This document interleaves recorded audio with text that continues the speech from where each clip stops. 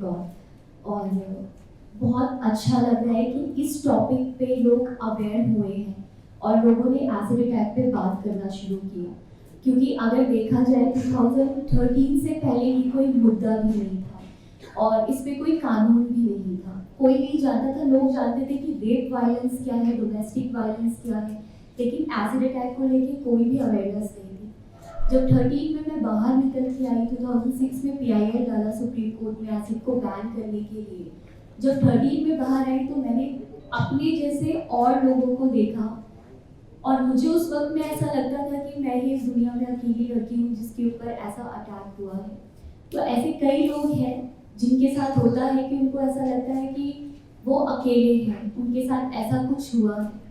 और उसके बाद अवेयरनेस क्रिएट की गई, बहुत सारे कैंपेन किए गए। उसी बीच में मैं नवप्रीत से मिली और जितनी इन्होंने जिस तरीके से, मैं बहुत सारे लोगों से मिलती हूँ, PhD करते हैं बहुत सारे लोग, और जिस इमोशंस के साथ ये मुझे बुक एक बहुत बड़ी इमोशन, और उसमें जो इन्होंने काम किया है लग के, उस पूरे साल को मैंने देखा है। और अगर आज मैं नवप्रीत के साथ हूँ, वो एक्चुअल में सोशलाइज है, एक्चुअल में वो इस बुक को दिल से लेके आई। और जिस तरीके से उन्होंने सिर्फ बुक पे काम नहीं किया, जो सर्वाइवर कनेक्ट हुआ उस वक्त में, उन्होंने उनको पूरी तरीके से हेल्प की, चाहे वो लीगल हो, चाहे वो कॉम्पनसेशन को लेके हो, क्योंकि बहुत सारे सर्वाइवर्स को कॉम्पनसेशन नहीं मिल रहा था, क्योंकि कानून आ जाते हैं उसमें इम्प्लीमेंट नहीं होता है। तो मुझे ऐसा लगता है कि नवप्रीत जैसे लोगों की हमें ज़रूरत है सोसाइटी में अवेयरनेस को क्रिएट करने की। और आज जो ये बुक है कहीं ना कहीं उन तक पहुँचेगी जो लोग अवेयर नहीं है। जैसे कि उन्होंने बहुत सारी बातें बताई कि बहुत सारे लोगों को ये नहीं पता कि क्या कानून आया है एसिड को बेचना चाहिए भी या नहीं, क्योंकि उसके बाद भी हम लोगों ने बहुत कैंपेन किया एसिड को बेचने के लिए, रोकने के लिए कि भाई इस तरीके से ना बेचा जाए। तो इस बुक के थ्रू बहुत सारे लोगों को पता चलेगा कि कैसे केसेस रजिस्टर्ड होते हैं या नहीं होते हैं, बहुत सारी अवेयरनेस होती है या नहीं होती है। तो इस बुक के थ्रू बहुत सारी बातें निकल के आएंगी। जब आप लोग इसे पढ़ेंगे तो और अच्छे से जान पाएंगे कि क्या क्या प्रॉब्लम्स है।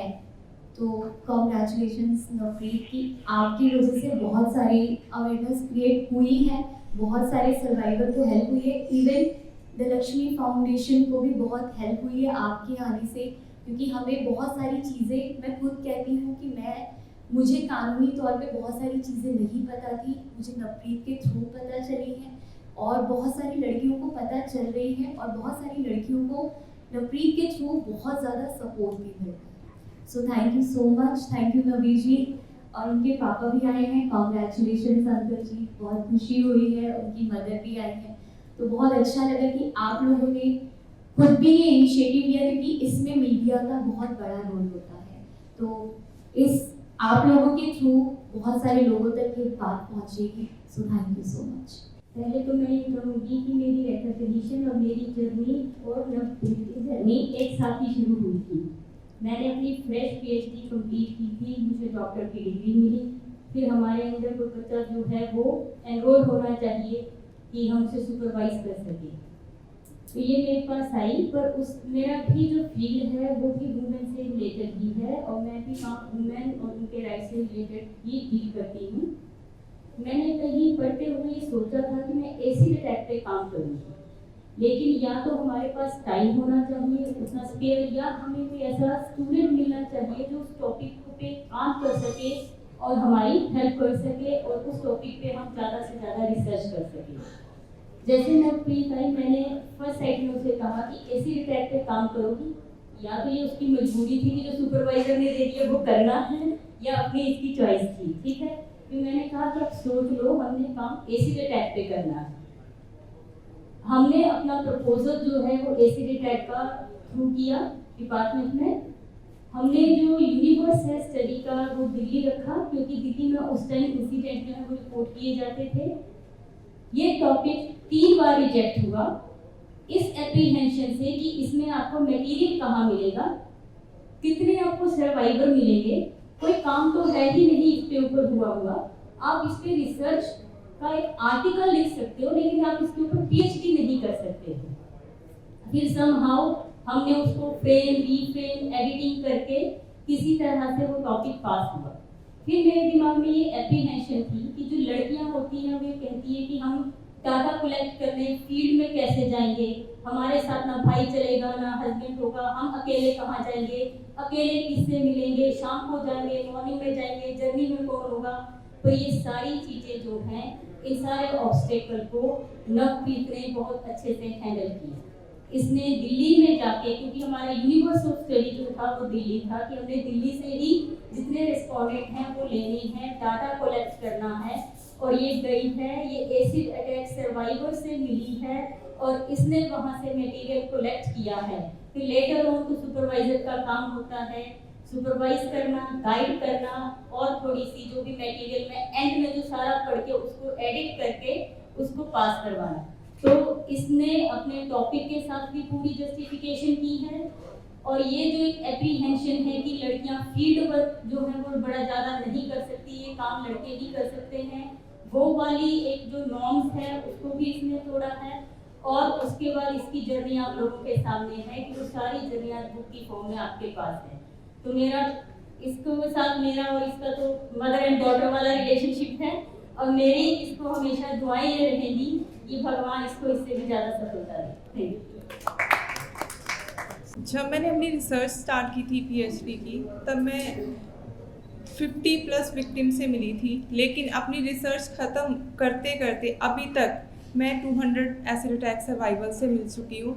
Not only in India but Bangladesh में भी जाके मैंने इस चीज़ को अच्छे से रिसर्च किया था, वहाँ की सर्वाइवल से भी मैं मिली थी। पर्टिकुलरली ये जो है यूपी, दिल्ली एंड वेस्ट बंगाल में सबसे हाईएस्ट केसेस हैं, एंड 4th नंबर पे Kerala and then Punjab.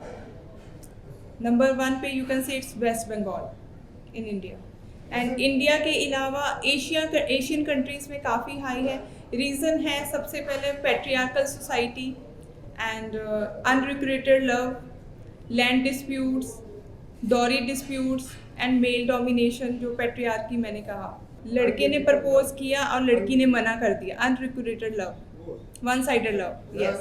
Yes मैंने कुछ परपेचुएटर्स से मिलने की कोशिश की, लेकिन बहुत कम से मिल पाई। मैं यहाँ पे आपको एक एग्जांपल शेयर करूँगी।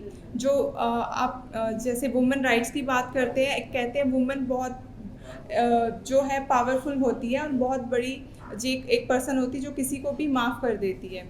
मैं एक मदर डॉटर से मिली थी आगरा में, गीता जी और उनकी डॉटर नीतू। आप हैरान होंगे, उन पे एसिड अटैक किया था गीता जी के हस्बैंड ने। एक आदमी ने अपनी बेटी और अपनी वाइफ पे एसिड फेंक दिया, रीज़न बीइंग क्योंकि उसने डॉटर्स को ही जन्म दिया था। एंड उनके हस्बैंड से मिली थी, उनके घर पे ही गीता जी उनको बहुत अच्छे से चाय पिला रही थी। और सोसाइटी ऐसी है कि फीमेल भी एक तो अनरजिस्टर्ड केसेस बहुत हैं हमारे देश में, और ये अनरजिस्टर्ड केस की ही एक एग्जांपल थी। मोरोवर हमारी सोसाइटी जो ऐसी बनी हुई है वुमेन को डोमिनेट करना, कि इतना भी राइट नहीं है कि उसके ऊपर एक पर्सन एसिड अटैक करता है और उसके अगेंस्ट वो कंप्लेंट करे और एक केस लड़ सके, बिकॉज उसको लगता है कि अगर मेरा हस्बैंड जेल में चला गया तो उसके बिना मैं खुद कैसे जीऊँगी और मेरी बेटी कैसे जिए। Acid is cheap and easily available. एक ऐसा वेपन है जो आपको 9 ml का आई लाइनर आपको मिलेगा 300-400 रुपये में, और एसिड की बॉटल आपको मिल जाएगी 40 रुपये में। हमने ऑल्दो 2013 में सुप्रीम कोर्ट ने इसको रेगुलेट कर दिया था, पॉइजन एक्ट के अंडर ये रेगुलेटेड है कि आप एसिड फ्रीली सेल नहीं कर सकते हैं। कुछ स्पेसिफिक जो कंडीशंस होगी उसको पूरा करेगा 18+ आई कार्ड दिखा के एसिड खरीद सकता है, लेकिन नहीं, ऐसा कुछ भी जो रूल्स है फॉलो नहीं हो रहे हैं, लॉज की इम्प्लीमेंटेशन नहीं हो रही है, एसिड फ्रीली सेल हो रहा है और पर्सन खरीदता है। एक तो ये रीज़न है cheap availability, cheap and easy availability. Second reason ये है कि जो परपेचुएटर होता है उसके माइंड में ये नहीं होता कि मैंने एक पर्सन को किल करना है, टू डिस्ट्रॉय द लाइफ। वो पर्सन जिए और उसकी लाइफ जो डिस्ट्रॉयड हो, मेरी नहीं हो सकी तो किसी और की भी नहीं हो सकती है। इसको मतलब ब्यूटी, हमारी सोसाइटी में ब्यूटी को इतनी इंपॉर्टेंस दी जाती है कि मैट्रिमोनियल में जब भी देखी जाता है सबसे पहले ये चीज़ देखी जाती है कि गर्ल शुड बी ब्यूटीफुल। उसी का मेकअप क्यों किया जाता है? Bridal makeup. Why not bride makeup? Because beauty की बहुत इंपॉर्टेंस है हमारी सोसाइटी में। तो एक तो यही मोटिव के साथ to destroy the life, to destroy the beauty of the survivor, इस चीज़ के, इस मोटिव के साथ एसिड फेंका जाता है। अभी तक ऐसे डायरेक्टली तो मैं कहूँ कि मुझे ऐसा कोई थ्रेट नहीं आया, बट बिकॉज हम इस सोसाइटी में रहते हैं, मुझे बहुत से लोगों ने ये सजेस्ट ज़रूर किया जो मेरी ही जान पहचान वाले थे, इवन जिसमें फीमेल्स भी थी, कि तुम ऐसे टॉपिक पे रिसर्च मत करो। हम कैंपेनिंग करते हैं, लोगों को अवेयर करते हैं ऑन रोड जाके। बहुत सारे लोगों ने हमें रोकने की कोशिश की कि ऐसे टॉपिक में हाथ मत डालो, ऐसे इतना जो विशियस फॉर्म ऑफ क्राइम है, हो सकता है कोई आपसे पंगा ले ले ऐसे करके। अवेयरनेस कैंपेन के टाइम पे नो, मेरे साथ मेरे हस्बैंड होते थे एंड मेरी 6 मंथ की डॉटर थी। 6 मंथ की डॉटर मेरी गोद में होती थी जब मैं एसिड अटैक सर्वाइवर्स की इंटरव्यू लेती थी। और अगर मैं ये सब कर पाई हूँ, मैं ये नहीं कहती मतलब जेंडर वायलेंस को मैं मानती हूँ, मतलब थोड़ा सा है हमारी सोसाइटी में, patriarchal society, but I am lucky enough कि मेरे जो फादर हैं उन्होंने मुझे मेल होते हुए भी इस लायक बनाया। मेरे फादर सरदार बलदेव सिंह बल्ली एंड मेरे हस्बैंड हैं नबी जी, उन्होंने मुझे इतनी सपोर्ट की कि मैं फीमेल होके ऐसे टॉपिक पे रिसर्च कर पाई। इट्स नॉट बिकॉज कि कुछ मेल्स ने मुझे रोका हो, नहीं, मेल ही मेरे स्ट्रेंथ थे। ऑल्दो यहाँ पे हमारी सोसाइटी में जेंडर बेस्ड वायलेंस बहुत ज़्यादा। My name is Dr. Navpreet Kaur. I have written this book, Acid Attacks or Women, A Social Legal Perspective. ये book women पे इसलिए है because acid attacks are the gender based violence. 70% of the women in India are acid attack victims, जो total victims में से, and in most of the cases perpetrator जो होते हैं वो मेल ही होते हैं। 25 to 35 जो एज ग्रुप है उनमें मोस्टली एसिड अटैक होता है। इस बुक में मैंने लीगल, सोशल, मेडिकल पर्सपेक्टिव को कवर करने की कोशिश की है। हमारी जुडिशरी का क्या रोल है, हमारी सोसाइटी, हमारी लेजिस्लेटिव मेकिंग जो है उनका क्या रोल है। And I believe this book be very helpful for all the legal students, policy makers, medical students and all the NGO persons who are working for gender based violence. I suppose ये book awareness create कर पाएगी acid attack के लिए और लोगों को हर तरह की इन्फॉर्मेशन दे पाएगी। और ये एक ऐसी बुक है जो आज तक हमारी सोसाइटी में आई ही नहीं। जितनी शपाक मूवी की ज़रूरत थी हमारी सोसाइटी में, उससे ज़्यादा इस बुक की ज़रूरत थी लोगों को अवेयर करने के लिए। मुझे बहुत खुशी है डॉक्टर नवप्रीत कौर ने एक ऐसी बुक को लेके आए हैं, क्योंकि सोसाइटी में अवेयरनेस की बहुत ज़्यादा कमी है। तो लोगों को कानून के बारे में नहीं पता। बहुत सारे ऐसे एसिड अटैक सर्वाइवर हैं जिनको यही नहीं पता कि उनके लिए भी कॉम्पनसेशन को लेके या लॉ क्या है, इन सब चीज़ों को लेके पता ही नहीं है, अवेयर ही नहीं है। तो ये चीज़ अच्छी है कि इसमें वो सारी चीज़ें मिलेंगी इस बुक में जो लोगों को नहीं पता है। तो जो जिस तरीके से नवप्रीत ने रिसर्च किया है इस पर, जिस तरीके से मैंने इनको इतने सालों में काम करते हुए देखा है, जिस दिल से इन्होंने ये काम किया है, इवन मैं ये भी कहूँगी इसके साथ साथ कि नवप्रीत ने सिर्फ बुक पे ही नहीं, वो जो सर्वाइवर जो भी इस बुक में आपको मिलेंगे, उनके अलावा भी ऐसे बहुत सारे सर्वाइवर हैं जिनसे वो मिली है, आज भी वो उनको फुली तरीके से सपोर्ट कर रही हैं। तो मैं बहुत थैंकफुल हूँ नवप्रीत की कि नवप्रीत बुक लेके आए और लोगों को अवेयर कर रहे हैं और लोगों की जो माइंडसेट है उसको आप चेंज कर रहे हैं। तो ये बहुत खुशी की बात है, क्योंकि एक इंसान बहुत कुछ चेंज ला सकता है, चाहे वो फिल्म हो, चाहे वो बुक हो, चाहे वो अपनी आवाज़ हो। तो thank you so much Navpreet, thank you so much.